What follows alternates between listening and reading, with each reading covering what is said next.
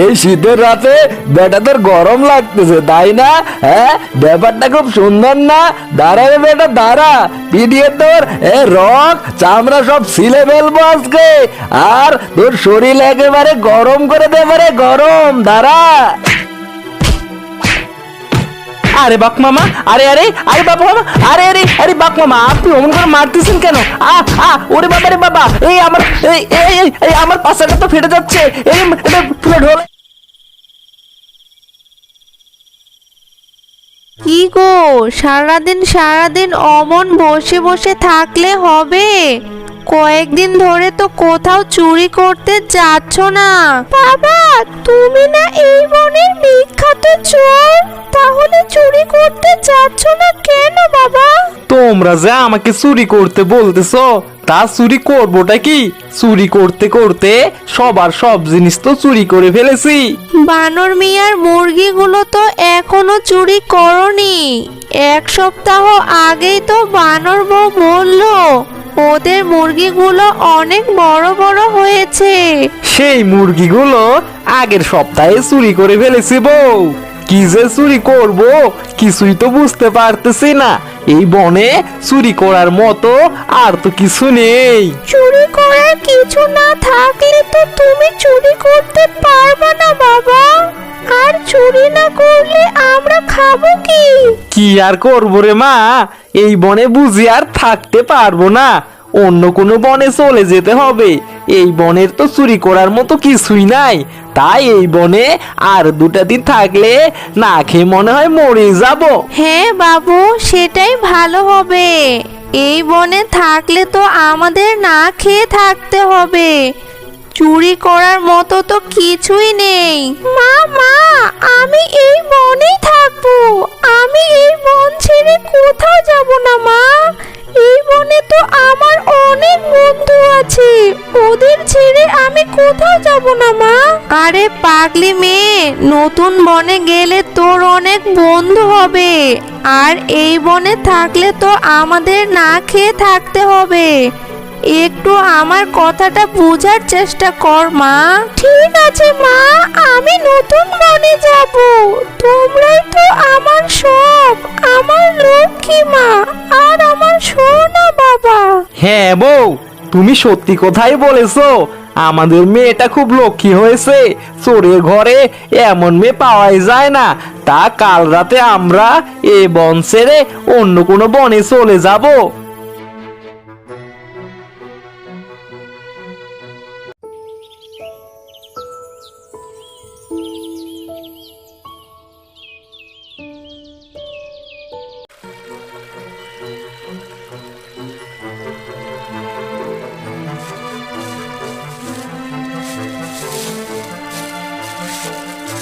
বাঘ আঙ্কেল, আপনি কি করতেছেন? আমি আমার দামি বাঁশগুলোতে পানি দিচ্ছি রে মা।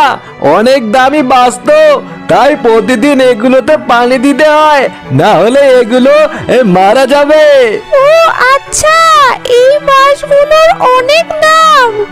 বাঘ আঙ্কেল, এই বাঁশগুলো আপনি কত টাকা করে বিক্রি করেন? এই বাঁশগুলোর অনেক দাম রে সুটকি। এগুলোকে চাইনিজ বেম্বো বলে। তা প্রতি পিস চাইনিজ বেম্বোর দাম 1000 টাকা তো বটেই। কি, একটা চাইনিজ ব্যাম্বুর দাম 1000 টাকা? বিদেশি বাঁশ তো, তাই এগুলোর দামটা একটু বেশি। তুমি মনে হয় আমার ছেলে বান্টির সাথে দেখা করতে এসেছো, তাই না মা? হ্যাঁ বাঘ আঙ্কেল, আমি আপনার ছেলে বান্টির সাথে দেখা করতে এসেছি। ও কি বাসায় আছে আঙ্কেল? ও তো বাসায় নেই রে মা, একটু বাজার করতে গেছে। তুমি আমাদের বাসায় যাও, 1-2 ঘন্টার ভিতরে ও চলে আসবে।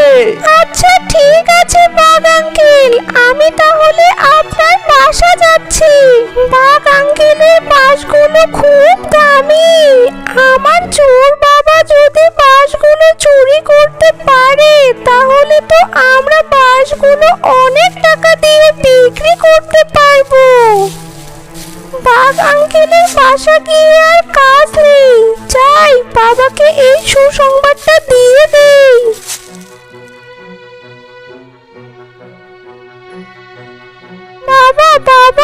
বাঘ আঙ্কেলের বাঁশগুলো অনেক দামি, ওগুলো আজকে চুরি করে নিয়ে আসিও বাবা। কি দামি বাঁশ? বাঁশের আবার কম দামি দামি আছে নাকি? ওসব বাঁশ চুরি করে কিছুই হবে না। ওসব বাঁশ চুরি করলে পরিশ্রমটাই বৃথা যাবে। না বাবা, আমি নিজের কানেই শুনেছি, বাঘ আঙ্কেল আমাকেও বলেছে ওগুলো চাইনিজ বাঁশ, একটা বাঁশের দাম নাকি 1000 টাকা। কি বলিস রে মা, একটা বাঁশের দাম 1000 টাকা? হ্যাঁ মা, বাঘ আঙ্কেল আমাকে বলল ওগুলো বিদেশি বাঁশ, তাই ওগুলোর এত দাম। আজ তাহলে আমি আমার খেলাটা দেখাবো। বাঘ মামার দামি বাঁশগুলো আমি চুরি করব। ওই গদ্ধ বাঘটা বুঝতে পারবে না যে আমি ওর বাঁশগুলো চুরি করেছি। লোকে কি আর এমনি এমনি বলে আমি এই অঞ্চলের বিখ্যাত চোর?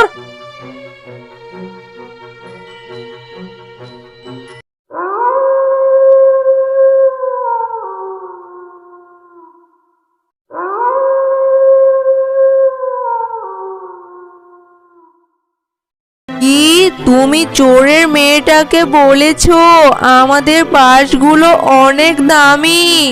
তোমার যে কবে একটু বুদ্ধি শুদ্ধি হবে ভগবান জানে।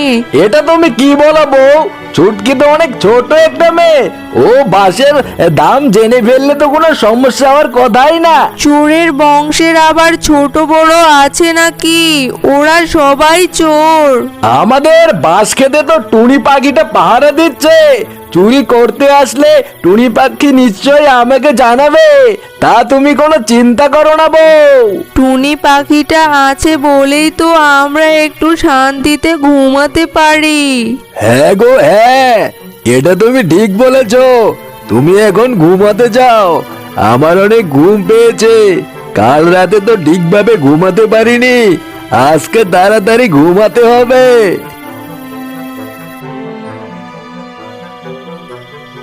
আরে আজকে বাঘ মামার সব বাঁশগুলো কেটে নিয়ে যাব আমি। বেটা বলদের বাচ্চা বলদ, শুনেছি বেটা বাঘটা নাকি একবার ঘুমালে পাশে বোম এসে পড়লেও বেটা নাকি শুনতে পায় না। কি রে টুনি, এই টুনি এখানে তুই কি করিস? অনেক রাত তো হয়েছে, যা এখন ঘুমাতে যা। বেশি রাত জাগা কিন্তু ভালো না, তাড়াতাড়ি বাসা গিয়ে ঘুমিয়ে পড়। আমি এখানে কি করি তা তোমাকে শুনতে হবে না। তুমি বলো তো এত রাতে বাঘ মামার বাঁশবাগানে কি করতে এসেছো? আমি এখানে চুরি করতে এসেছি রে, চুরি। তুই কি জানিস না আমি এই অঞ্চলের বিখ্যাত চোর? তোর চুরি করার শখ মিটিয়ে দিব রে দুষ্ট শিয়াল। তুই আর তোর বাঘ মামা আমার কিছুই করতে পারবে না রে। হ্যাঁ, আজকে দেখি আমার চুরি করা কে আটকায়। এই বনের সব বাঁশগুলো আমি কেটে নিয়ে যাব আজকে। ওস্তাদ, চোর শিয়ালটা চুরি করতে এসেছে, আপনি তাড়াতাড়ি চলে আসেন। আরে আরে আরে, চোর শিয়াল তো দেখি সত্যি সত্যি চুরি করতে এসেছে। এই বেটা দাঁড়া, তোর আজকে চামড়া ছিঁড়ে আমি ডুগডুগি বানাবো। দাঁড়া রে বেটা দাঁড়া, আমি আসতেছি রে বেটা, দাঁড়া রে দাঁড়া।